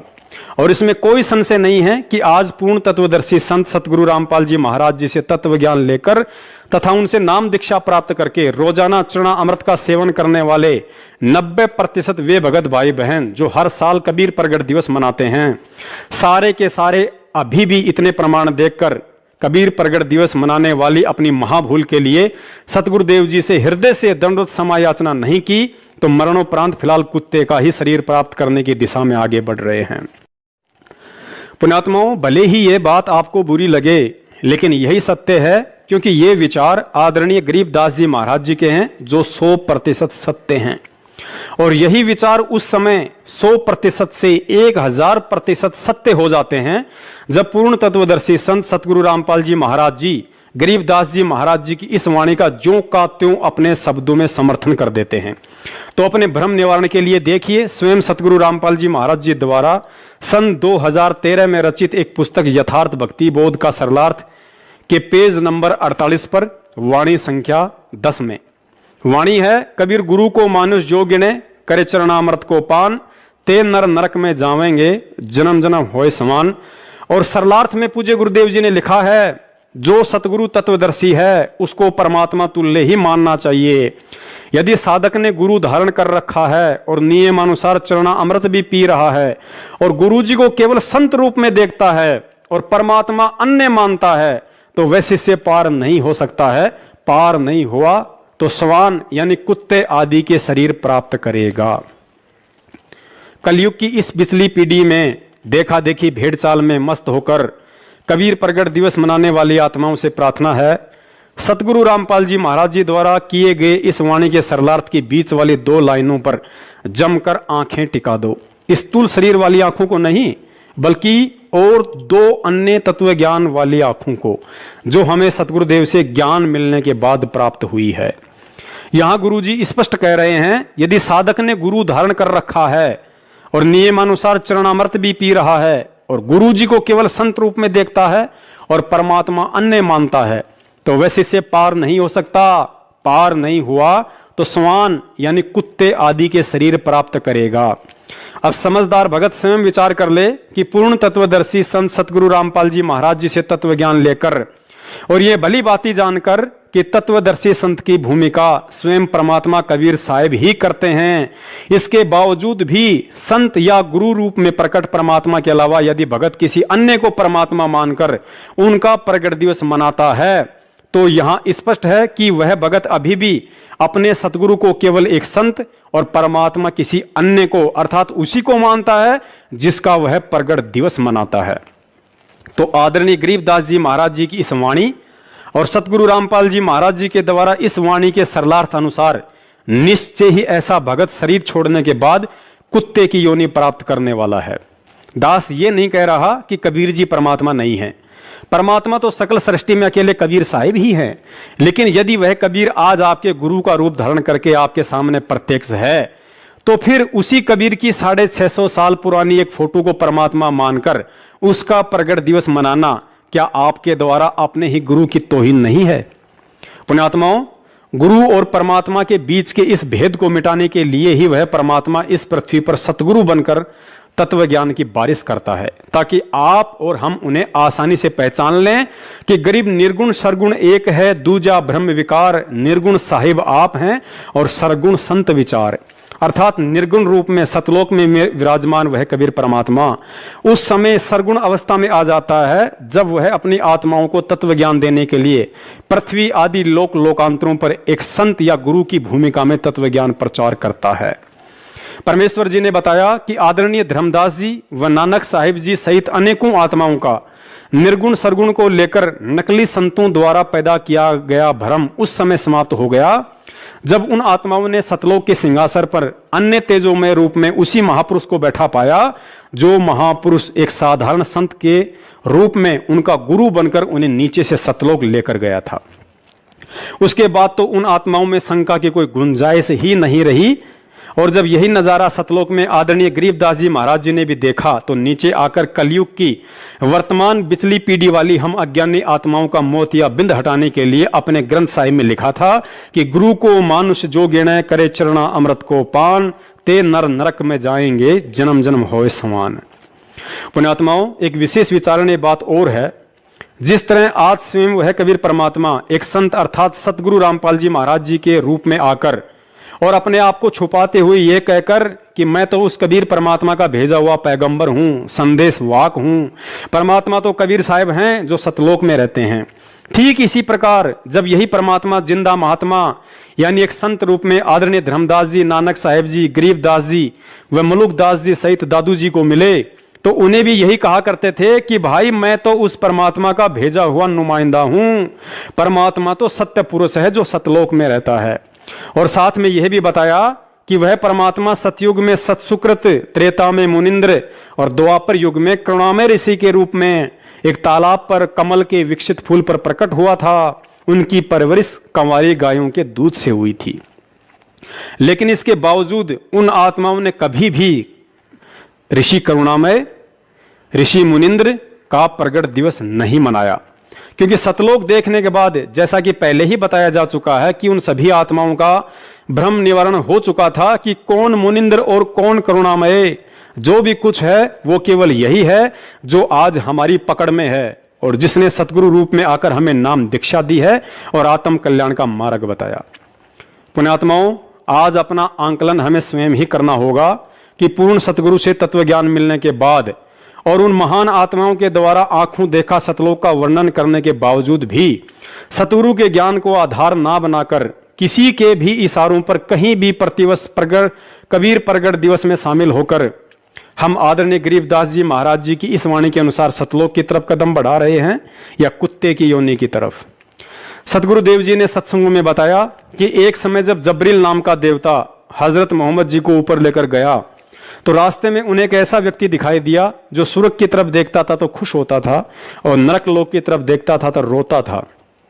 हजरत मोहम्मद जी के पूछने पर जबरील ने बताया कि यह बाबा आदम है, स्वर्ग में इसके नेक बच्चे हैं जिन्हें देखकर यह खुश होता है और नरक में भी इसी के नालायक बच्चे हैं जिन्हें देखकर यह रोता है। तो पुण्यात्माओं, आज वो हालत हम नीच आत्माओं की वजह से हमारे सतगुरुदेव जी की हो रही है। कलयुग की पिछली पीढ़ी में हमें मानव जन्म देकर सतगुरु रूप में वह परमात्मा खुश होता है और बार बार हमें पुण्यात्माओं शब्द से संबोधित करता है, तो दूसरी तरफ वह परमात्मा तत्व ज्ञान की इतनी बारिश करने के बाद भी हमारी भेड़ चाल को देखकर सत्संग करते करते रोने भी लगता है, क्योंकि पिता होते हुए भी उसे अपने पिता होने के सैकड़ों प्रमाण देने पड़ रहे हैं। लेकिन इसके बावजूद भी हम मूर्ख प्राणी इतना भी नहीं समझ पा रहे कि हमारा असली पिता एक 650 साल पुरानी फोटो है या जो 8 सितंबर 1951 के दिन साक्षात प्रकट होकर पिछले 27 वर्षों से अपने तत्व ज्ञान रूपी शब्द दूध की खीर खिला रहा है, वो है। पुण्यात्माओं, हमारी बुद्धि इतनी मलिन हो चुकी है कि हम केवल उसी तरह से प्रकट रूप को परमात्मा मानते हैं जिस रूप में वह परमात्मा शिशु रूप धारण करके कमल के फूल पर प्रकट होता है। लेकिन क्या हमने कभी सतगुरुदेव जी के सत्संगों को गहराई से सुनकर विचार किया है जिसमें उन्होंने स्पष्ट संकेत किया हुआ है कि परमात्मा जिस उद्देश्य को लेकर यहां प्रकट होते हैं उसे पूरा करके ही जाते हैं। अब हमने इन 4 पंक्तियों को बहुत ही गहराई से समझना पड़ेगा कि परमात्मा जिस उद्देश्य को लेकर यहां प्रकट होते हैं उस उद्देश्य को पूरा करके ही जाते हैं। सतयुग, त्रेता, द्वापर और कलयुग में परमात्मा कबीर साहिब जी शिशु रूप में एक विकसित कमल के फूल पर प्रकट होने की लीला मात्र इसलिए करते हैं क्योंकि वेदों में परमात्मा की शिशु रूप में प्रकट होने वाली उस महिमा को यथावत बनाए रखना होता है। यानी कि वेदों में परमात्मा के सशरीर प्रकट होने का जो वर्णन है उसे एक उदाहरण पेश करके सिद्ध करना होता है, ताकि कलयुग की इस वर्तमान बिचली पीढ़ी में जब वह परमात्मा किसी साधारण से दिखने वाले मनुष्य रूप में प्रकट होकर तत्व ज्ञान प्रचार करे तो हम अपने पिता को आसानी से पहचान सकें। अतः कलयुग की प्रथम पीढ़ी में परमात्मा ने कबीर रूप में मात्र इसी उपरोक्त मुख्य कारण से कमल के फूल पर शिशु रूप में प्रकट होने की आवश्यकता पड़ती है और अपने उद्देश्य को पूरा करते हैं। अन्यथा वह समर्थ तो जब चाहे जिस उम्र में किसी भी रूप में कहीं भी प्रकट हो सकता है, जैसे आज संत रामपाल जी महाराज जी के रूप में प्रकट हैं। उसके 250 साल बाद वही परमात्मा बंदी छोड़ गरीबदास जी महाराज जी के रूप में हमारी चरम दृष्टि को धोखा देते हुए पुनः छुड़ानी में प्रकट हुए। बावड़िया, छोरी का छोरा और गरीबू कहलाया, लेकिन अपने उद्देश्य को पूरा करके चलता बना। उद्देश्य यही था कि कलयुग की प्रथम पीढ़ी में जो अनमोल तत्व ज्ञान उन्होंने धर्मदास जी को निमित्त बनाकर पवित्र कबीर सागर में लिपिबद्ध करवाकर छोड़ दिया था, उस ज्ञान में काल अपने नकली संतों के मनमाने आचरण व सोच आधार से मिलावट करवा देता है, जिसकी क्षतिपूर्ति के लिए उन्होंने गरीबदास रूप में आकर पुनः उस तत्व ज्ञान की एक नए रूप में रचना करनी होती है, ताकि कलयुग की बिचली पीढ़ी की जीव आत्माओं के लिए वह पवित्र ग्रंथ संजीवनी बूटी बन सके। और अपने इस उद्देश्य की पूर्ति के बाद वह परमात्मा चला जाता है। उसके बाद वह परमात्मा कलयुग की बिचली पीढ़ी में अपने पूर्व निर्धारित उद्देश्य को पूरा करने, अर्थात उनके द्वारा भिन्न भिन्न रूपों में प्रकट होकर भक्ति मार्ग की जो भूमिका सैकड़ों वर्ष पहले प्रकट होकर बनाई गई होती है, उसे अंतिम रूप देने के लिए एक संत रूप में आता है तथा अपने विधान अनुसार उसको पूरा करके ही जाता है। और वर्तमान में उनका पूर्व निर्धारित उद्देश्य लाखों करोड़ों आत्माओं का उद्धार करके सतलोक भेजने का है, जिसके लिए समर्थ होते हुए भी उस कबीर परमात्मा को 3 युगों में भिन्न भिन्न चोले धारण करके इतने पापड़ बेलने पड़ते हैं। पुण्यात्माओं, पापड़ बेलने का आप जी गलत अर्थ मत निकाल लेना। पापड़ बेलना एक मुहावरा है जिसका अर्थ है कि किसी विशेष मकसद के लिए तरह तरह के कष्ट उठाना। पुण्यात्माओं, आज हमें इस ज्ञान की गहराइयों में जाकर हम नीचों के लिए हमारे पिता के द्वारा उठाए गए उन सभी कष्टों और परेशानियों को समझकर मनन करना होगा कि हमारा पिता इतने कष्ट झेलता है और हम फिर भी नशे से बाहर निकलने को तैयार नहीं।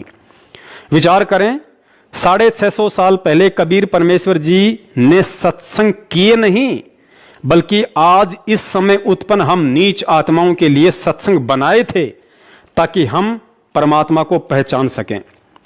यदि 650 साल पहले वह दयालु परमात्मा 120 साल तक तरह तरह के कष्ट और यातना सहकर सैकड़ों अद्भुत लीला ना करते तो चाहे आज हम कितने ही शिक्षित क्यों ना हो उन्हें नहीं पहचान सकते थे। उदाहरण के लिए, फिल्म बनाने से पहले फिल्म प्रोड्यूसर के दिमाग में कहानी होती है, लेकिन उस कहानी को यथार्थ रूप देने के लिए अर्थात समाज के सामने 3 घंटे की फिल्म के रूप में पेश करने से पहले उसे कुछ पात्रों अर्थात फिल्मी कलाकारों का चयन करना पड़ता है ताकि उन सब की मदद से उस कहानी को एक फिल्म का रूप दिया जाए जिसे लोग आसानी से समझ सकें कि यह फिल्म क्या संदेश देना चाहती है। और यदि वह प्रोड्यूसर उस कहानी को अपने मुंह से सुनाए या किसी कागज पर लिखकर लोगों को पढ़ने के लिए कहे तो किसी भी व्यक्ति की रुचि नहीं बनेगी और ना ही समझ में आएगी। ठीक उसी फिल्म प्रोड्यूसर की तरह कबीर परमेश्वर जी ने कलयुग की प्रथम पीढ़ी में शिशु रूप में प्रकट होकर आज इस पिछली पीढ़ी के लिए सत्संग बनाए कि राम और कृष्ण की तरह परमात्मा कभी किसी मां के गर्भ से नहीं आता। परमेश्वर ने 120 वर्ष तक एक आम नागरिक की भूमिका करके सत्संग बनाया कि यदि हमने परमात्मा की प्राप्ति करनी है तो इस काल लोक में कितनी आधीनी चाहिए। परमेश्वर ने सत्संग में बताया और परमेश्वर ने सत्संग बनाया कि मैं समर्थ होकर भी एक जुलाई की टूटी फूटी झोपड़ी में 120 वर्ष तक रहा, मेहनत करके अपना पेट और परिवार का पेट भरा, माया का संचय कभी नहीं किया, जो बचा उसे परमार्थ में लगाया।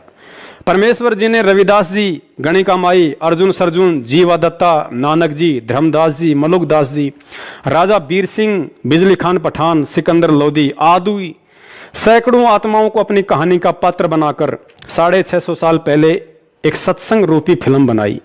सिर्फ और सिर्फ हम नीच आत्माओं की से आज कलयुग की इस पिछली पीढ़ी में यह उम्मीद करते हुए कि उस समय शिक्षा और सत्संगों को आधार बनाकर मेरे बच्चे मुझे पहचान लेंगे कि हमारा पिता 650 साल पहले काशी में धानक रूप में और आज हरियाणा के धनाना में जाट रूप में हमें संभालने के लिए आ चुका है।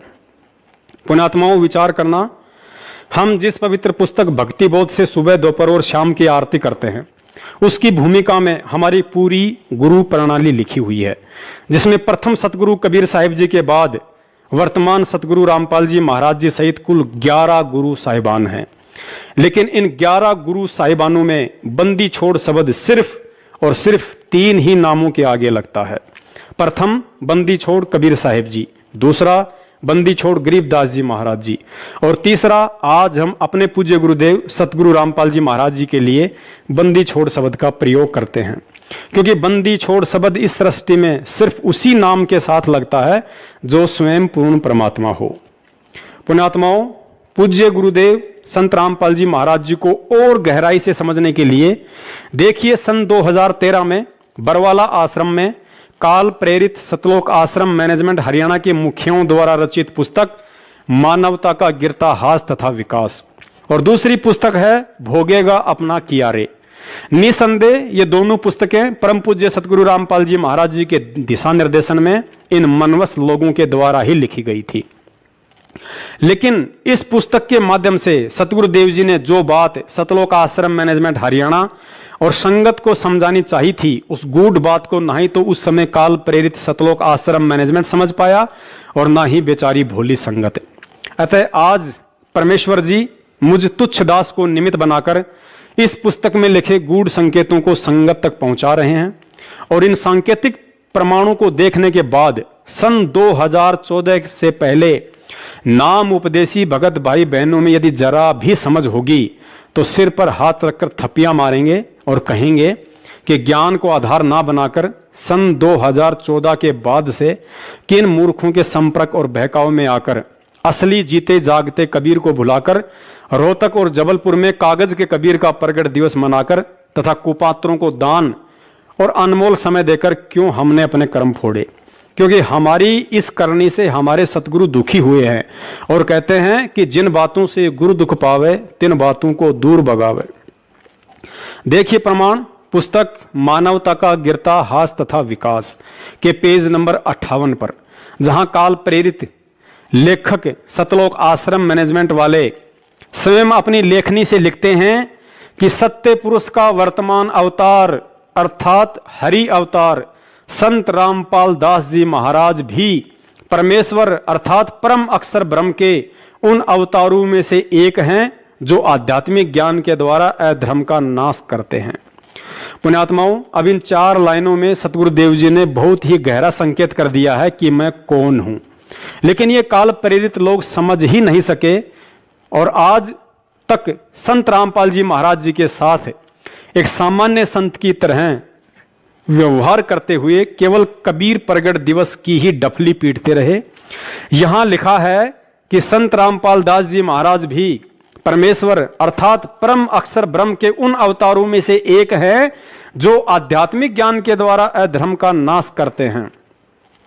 अब दास इस लेखक भाई से और सतलोक आश्रम मैनेजमेंट के मुखिया सारनाम डिग्री होल्डर महेंद्र से पूछना चाहेगा कि यदि संत रामपाल दास जी महाराज परमेश्वर यानी परम अक्षर ब्रह्म के अवतारों में से एक हैं, तो भाई साहब कृपा करके यह बताने का भी कष्ट करें कि परमेश्वर यानी परम अक्षर ब्रह्म कबीर साहिब जी के और कौन कौन से अवतार आज से पहले इस धरती पर हुए हैं।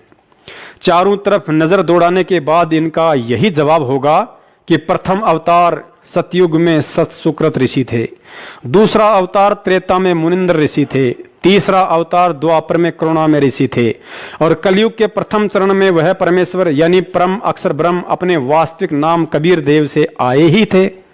उसके बाद बंदी छोड़ गरीबदास जी महाराज जी के रूप में कबीर परमेश्वर पुनः छुड़ानी में आए थे। और उसके बाद यहां इस पुस्तक में सतगुरु रामपाल जी महाराज जी ने स्पष्ट लिखवा ही दिया है कि संत रामपाल दास जी महाराज परमेश्वर यानी परम अक्षर ब्रह्म के अवतारों में से एक हैं।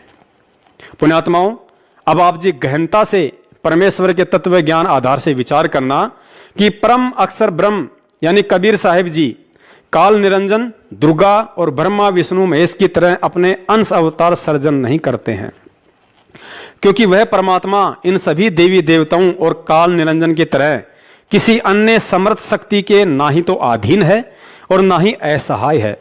अतः अवतार रूप में भिन्न भिन्न चोले धारण करके कबीर परमेश्वर स्वयं ही प्रकट होते हैं। विचार करें, सतयुग में सतसुकृत से लेकर कलयुग में कबीर नाम से वह परमात्मा किसी मां के गर्भ से जन्म लेकर आया था या प्रकट हुआ था, बताने की जरूरत नहीं है, लेकिन गरीबदास रूप में भी वह परमात्मा प्रकट ही हुआ था, जिसका प्रमाण स्वयं उनके द्वारा रचित ग्रंथ साहिब की भूमिका में मिलता है कि शरीर त्यागने के बाद चिता से उनकी अस्थियां नहीं मिली थी और उसी रूप में छुड़ानी में शरीर त्याग कर गरीबदास जी महाराज अपने प्रिय भगत भूमड़ दास के बाग सहारनपुर में पुनः प्रकट होकर 35 वर्ष तक वहीं रहे। अतः समझदार भगत को समझने के लिए उनकी यही लीला पर्याप्त है कि गरीबदास जी महाराज जी के रूप में परमेश्वर कबीर साहिब जी मां के गर्भ से आए थे या प्रकट हुए थे। और पुख्ता प्रमाण के लिए आदरणीय गरीबदास जी महाराज हमारी तरह कोई आत्मा थी या स्वयं परमात्मा थे। सुनिए ये 3 मिनट का अनमोल सत्संग, जिसमें सतगुरुदेव जी ने आदरणीय गरीबदास जी महाराज जी को स्वयं कबीर साहिब जी का अवतार बताया और यह भी स्पष्ट किया है कि कबीर साहिब और गरीबदास जी दोनों एक ही थे, केवल नाम की भिन्नता थी, शक्ति में कोई अंतर नहीं था। और अंत में योगियों का जिक्र करते हुए कहा कि वे परमात्मा थे। बंदी छोड़ सतपुरुष स्वरूप कबीर साहब तथा उन्हीं के अवतार बंदी छोड़ गरीबदास जी महाराज की अमृतमयी वाणी का खुलासा, सरलार्थ, भावार्थ व सारांश आज तीसरा दिन है सतगुरु की कृपा से। बंदी छोड़ की वाणी के अंदर वो रहस्य छुपा हुआ है जो कि आम भक्त आम संत के बस की बात नहीं कि इसमें से वो रहस्य को निकाल सके। उनकी अपनी कृपा जिस पर हो जाती है वही इस बात को ढूंढ सकता है कि सतगुरु महाराज इस वाणी के माध्यम से हमें क्या समझाना चाहते हैं। कथा कोई सुना रहे हैं और उसके अंदर समझा कोई और बात रहे। रामायण सुनाते हैं, महाभारत सुनाते हैं, इनकी इसमें इन्होंने आवश्यकता भी नहीं थी, लेकिन फिर भी लिखनी पड़ी, क्योंकि एक तो ये यथार्थता पैदा की हमारे मन के अंदर कि सतगुरु महाराज जो कह रहे हैं वो सत्य है, क्योंकि आज से लाखों वर्ष पहले की रामायण ज्यों की त्यों उन शास्त्रों से मिलती है। जबकि गरीबदास महाराज कतई अनपढ़ थे, कोई शास्त्र का ज्ञान, उन्होंने अक्षर ज्ञान नहीं था, वो पढ़े लिखे नहीं थे, लेकिन वो परमात्मा थे, इस बात का उन्होंने सिद्ध किया। आज से लाखों वर्ष पहले की जो भी घटनाएं घटी और जो शास्त्र प्रमाण देते हैं हिंदू और मुसलमान धर्मों के, वो ज्यों के त्यों बंदी छोड़ ने लिखवाए, ये प्रमाण करने के लिए कि मैं जो कह रहा हूं वो सत्य है। यही कबीर साहब ने लाखों वर्ष पहले की, और साथ में योगियों की वो उपलब्धियां जो कि युग बीत जाते हैं उनको जब प्राप्त होती है, वो ज्यों की त्यों बंदी छोड़ने सारा कुछ इसके अंदर वर्णन करके दिया। उन योगियों की उपलब्धियां बताई कि कौन सा ऋषि ने क्या उपलब्धि की, क्या साधना की, उसके प्रति उसने क्या उसके प्रति पाया फलस्वरूप, और फिर उससे आगे उसके साथ क्या बना, ये भी बंदी छोड़ ने इसमें लिख रखा है। तो इससे हमें ज्ञान होता है कि सतगुरु कबीर साहब व गरीबदास जी महाराज एक ही थे, सिर्फ नाम की भिन्नता थी, शक्ति में कोई अंतर नहीं था। पुण्यात्माओं, उसके बाद इस पुस्तक मानवता का गिरता हास तथा विकास में स्वयं सतगुरु रामपाल जी महाराज जी ने इन अनाड़ियों से गूढ़ बात लिखवा दी कि संत रामपाल दास महाराज जी भी परमेश्वर परम अक्षर ब्रह्म के उन अवतारों में से एक हैं। तो अब स्वतः ही सिद्ध हो जाता है कि जब सतयुग के सतसुकृत अवतार से लेकर कलयुग के गरीबदास जी महाराज जी तक सभी के सभी अवतार अपनी लीला करने के लिए मां के गर्भ से जन्म ना लेकर प्रकट हुए हैं, तो भला सतगुरु रामपाल जी महाराज जी आखिर कैसे किसी मां के गर्भ से जन्म लेकर आएंगे। अर्थात आज पृथ्वी पर परम अक्षर ब्रह्म कबीर साहिब जी पूर्व के अवतारों की भांति सतगुरु रामपाल जी महाराज जी के चोले में स्वयं अवतरित प्रकट परमात्मा है, और उनका भगत होकर वह इंसान दुनिया का सबसे मूर्ख व्यक्ति समझा जाएगा जो इतने प्रमाणों के बावजूद भी 8 सितंबर के दिन सतगुरु प्रगट दिवस के बजाय कबीर प्रगट दिवस ही मनाता रहेगा। अभी भी अगर किसी का मन नहीं मान रहा हो तो देखिए इसी पुस्तक के पेज नंबर 66 पर एक और पुख्ता प्रमाण, जहां सतगुरु देव जी ने स्पष्ट लिखवाया है कि 12वें पंथ गरीबदास जी वाले पंथ में मैं परमेश्वर कबीर जी ही स्वयं चलकर आऊंगा, तब संत गरीबदास जी द्वारा प्रकट की गई वाणी को मैं कबीर परमेश्वर प्रकट होकर समझाऊंगा। अब पुण्यात्माओं को निपट अंधा और मोतियाबिंद का ही शिकार होगा जो यह प्रमाण देखकर भी नहीं समझ पाएगा, जिसमें गुरुदेव ने साफ साफ कह दिया है कि 12वें पंथ में मैं कबीर परमेश्वर स्वयं ही आऊंगा और प्रकट होकर संत गरीबदास जी की वाणियों का मतलब समझाऊंगा।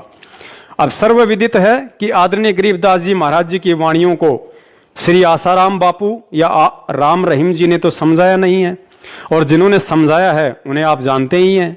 फिर हर साल जून के महीने में कागज के फोटो को भगवान मानते हुए उसका प्रकट दिवस मना कर आखिर कब तक अपनी अंधता, मूर्खता और अज्ञानता का प्रमाण देते रहोगे? क्योंकि आप जिस दाढ़ी मूंछ वाली फोटो को परमेश्वर का असली स्वरूप मान रहे हो, यह आपकी मूर्खता है, जिसके विषय में गुरुजी स्वयं कह चुके हैं कि आप जो चित्र देख रहे हैं यह प्रभु का वास्तविक चित्र नहीं है। एक प्रमाण आपको और देते हैं कि 650 साल पहले ही नहीं बल्कि सतयुग, त्रेता और द्वापर में भी परमेश्वर कबीर साहिब जी अपने सतलोक वाले वास्तविक स्वरूप में कभी नहीं आए। पुण्यात्माओं, इन 21 ब्रह्मांडों में यदि परमेश्वर कबीर साहिब जी के असली स्वरूप से कोई परिचित है तो केवल 2 ही प्राणी है, पहला काल भगवान और दूसरा उनकी पत्नी दुर्गा है। प्रथम सतयुग में जब परमेश्वर कबीर साहिब जी सतसुकृत रूप में इस पृथ्वी पर आए तो अपने पुत्र जोगजीत जी के रूप में आए थे, क्योंकि सतगुरुदेव जी ने बताया कि प्रथम सतयुग में पृथ्वी लोक पर आने से पहले तपतशिला पर काल और परमेश्वर जी की बातचीत हुई थी। तो परमेश्वर जी अपने पुत्र जोगजीत जी के रूप में थे और कहा था कि मैं पिताजी के आदेश से नीचे जाऊंगा और तेरा भांडा फोड़ करूंगा कि तू भगवान नहीं है। अतः सिद्ध हुआ कि सतयुग में सतसुकृत ऋषि वाला रूप भी परमेश्वर का असली स्वरूप नहीं था। उसके बाद कलयुग में परमेश्वर जी जिस कबीर रूप में आए थे वह भी उनका असली स्वरूप नहीं था, क्योंकि जब परमेश्वर कबीर साहिब जी मगर से सशरीर सतलोक जा रहे थे तो दुर्गा ने उन्हें कोई सामान्य संत समझकर अपने जाल में फंसाने की पुरजोर कोशिश की। उनके सामने शादी तक का प्रस्ताव भी रख दिया कि मैं आपकी पत्नी बनकर रहूंगी। पुण्यात्माओं, अब विचार करो, आज जिस मूर्खता के चलते लाखों की संख्या में काल एजेंट सतलोक आश्रम मैनेजमेंट वालों के मनमाने आचरण को उत्तम समझकर संगत कहीं भी भीड़ इकट्ठा करके कबीर परमेश्वर जी के जिस दाढ़ी मूंछ वाले स्वरूप की फोटो का प्रकट दिवस मनाकर अपने आप को धन्य समझ रही है।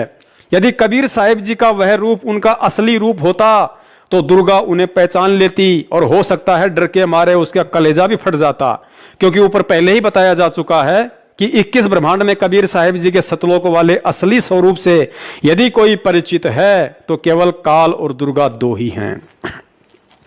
और यदि फिर भी आप लोगों ने फोटो का ही प्रकट दिवस मनाकर वर्तमान के जीते जागते कबीर सतगुरु रामपाल जी महाराज जी को अपनी नासमझी के चलते दुखी करना ही है, तो भाई फिर दुखी करने में कमी क्या छोड़नी। फिर तो सतसुकृत ऋषि का भी प्रकट दिवस मनाओ, क्योंकि वे भी एक तालाब में विकसित कमल के फूल पर ही प्रकट हुए थे। उनकी भी परवरिश कंवारी गायों के दूध से ही हुई थी। फिर तो मुनिंद्र ऋषि का भी प्रकट दिवस मनाओ, क्योंकि वे भी एक तालाब में विकसित कमल के फूल पर ही प्रकट हुए थे और उनकी भी परवरिश कंवारी गायों के दूध से हुई थी।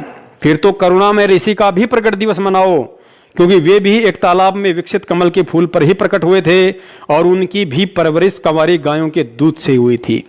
फिर तो परमेश्वर कबीर साहिब जी के 2 साल की उम्र वाले उस प्रकट रूप का भी प्रकट दिवस मनाओ, जो रूप उन्होंने रामानंद जी को उस समय दिखाया था जब वे सुबह सुबह गंगा नदी पर स्नान करने के लिए जा रहे थे। फिर तो परमेश्वर कबीर साहिब जी के उस रूप का भी प्रकट दिवस मनाओ जिस समय उन्होंने केशव बंजारे के रूप में सशरीर प्रकट होकर 18 लाख लोगों के लिए काशी में भंडारे की व्यवस्था की थी। फिर तो परमेश्वर के उस सुपच सुदर्शन रूप का भी प्रकट दिवस मनाओ जिस रूप में प्रकट होकर उन्होंने पांडवों की यज्ञ सफल की थी। फिर तो परमेश्वर कबीर साहिब जी के उस बरहा अर्थात सुवर रूप का भी प्रकट दिवस मनाओ जिस रूप में प्रकट होकर उन्होंने शंखासुर के द्वारा वेदों को समुद्र में डुबोने से बचाया था। फिर तो परमेश्वर के उस रूप का भी प्रकट दिवस मनाओ जिस बांदी रूप में प्रकट होकर उन्होंने राजा अब्राहिम सुल्तान की सेज पर सोने के कारण 3 कोरड़े खाए थे। फिर तो परमेश्वर के उस रूप का भी प्रकट दिवस मनाओ जिस नरसिंह रूप में प्रकट होकर उन्होंने प्रहलाद भगत की रक्षा की थी। फिर तो परमेश्वर जी के उस श्री कृष्ण रूप का भी प्रकट दिवस मनाओ जिस समय उन्होंने पीपा और सीता के लिए समुद्र में द्वारिका और बाल गोपाल रचे तथा स्वयं श्री कृष्ण रूप बनाकर उनके साथ 7 दिन तक वहीं रहे। फिर तो परमेश्वर जी के उस सिंह रूप का भी प्रकट दिवस मनाओ जब उन्होंने दिल्ली के दरबार में पीलवान हाथी और सिकंदर लोदी को दर्शन दिए थे। फिर तो परमेश्वर के उस पार्वती रूप का भी प्रकट दिवस मनाओ जिस रूप में प्रकट होकर उन्होंने भस्मागिरी को भस्म किया था और फिर विष्णु रूप धारण करके शंकर भगवान को भस्मासुर की राग दिखाकर भयमुक्त किया था, अर्थात उस विष्णु वाले रूप का भी प्रकट दिवस मनाओ। फिर तो परमेश्वर के उस मालन रूप का भी प्रकट दिवस मनाओ जिस रूप में प्रकट होकर उन्होंने राजा अब्राहिम सुल्तान को एक बेर के झगड़े पर थप्पड़ मारा था।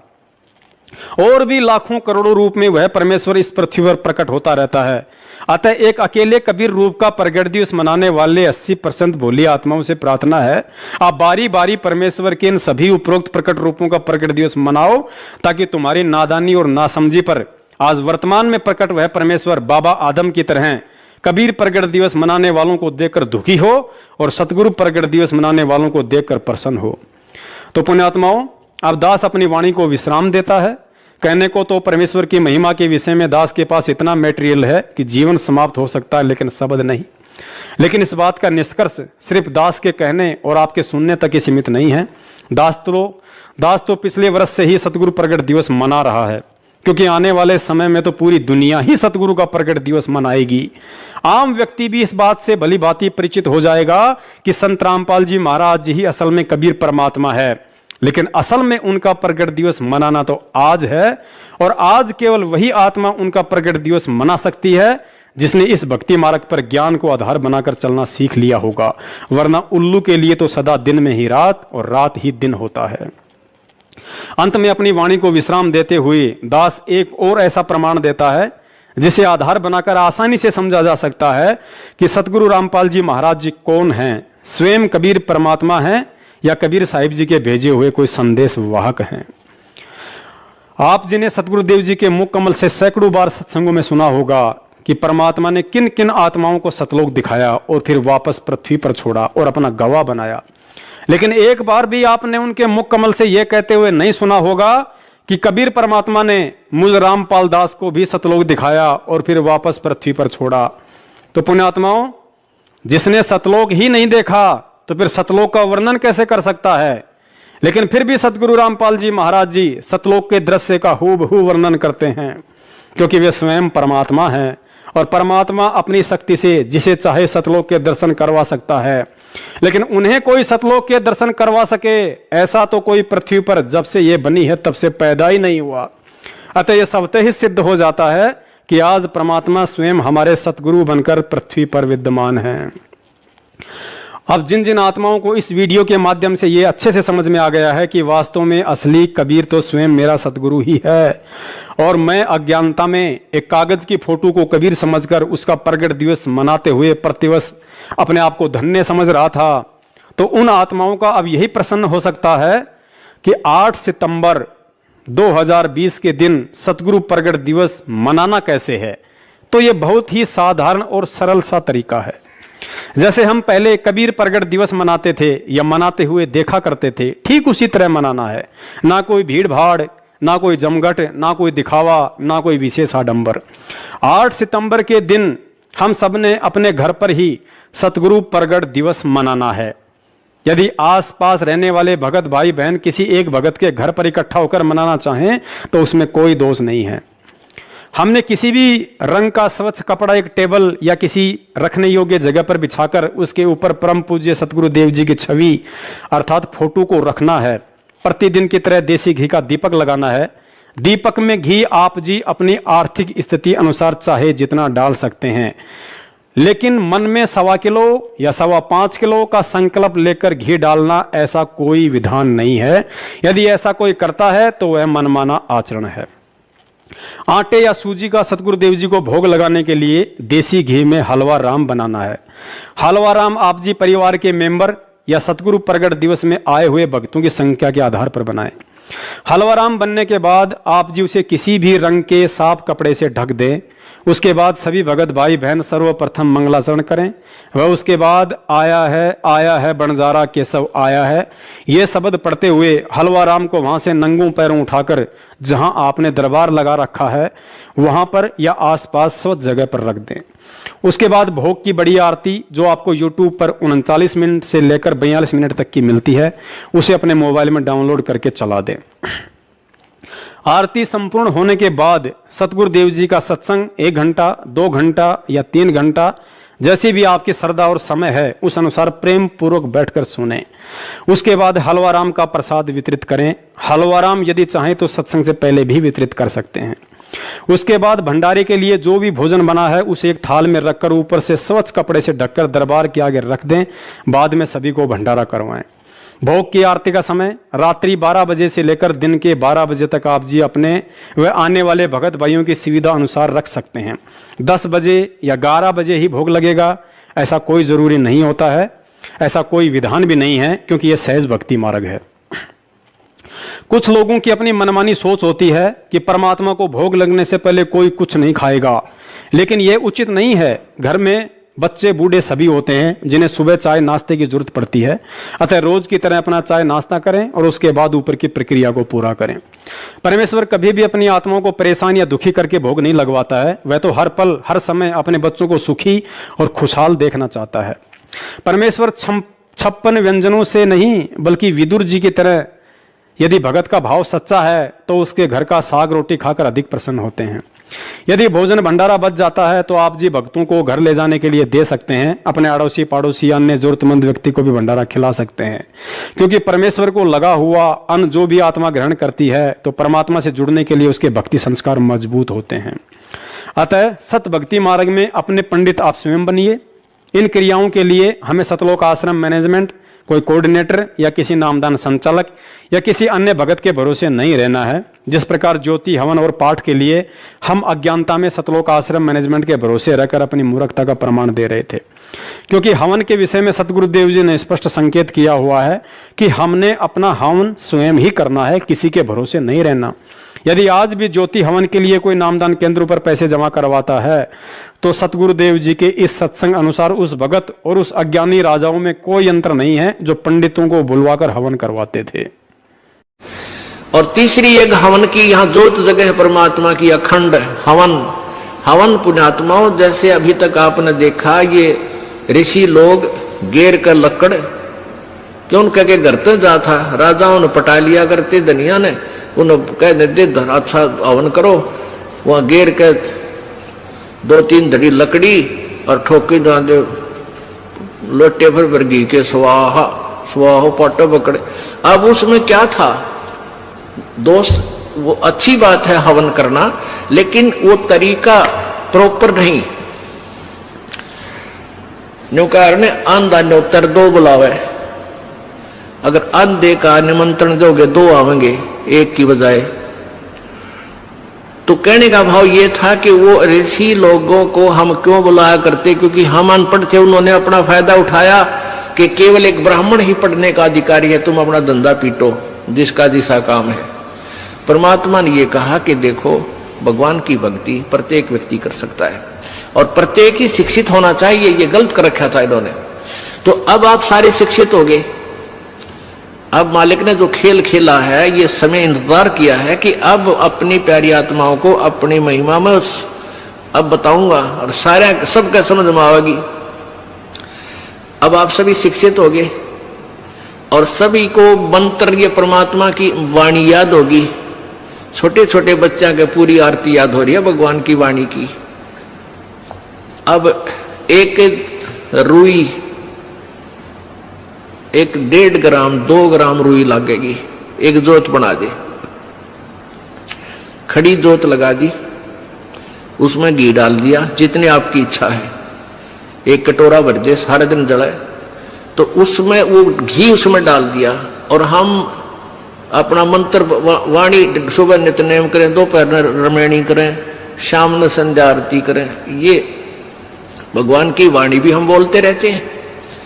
तो वो भी हवन हो रहा है। उस लकड़ियों वाले हवन की तुलना में ये हवन श्रेष्ठ है, क्योंकि इसमें आप एक 100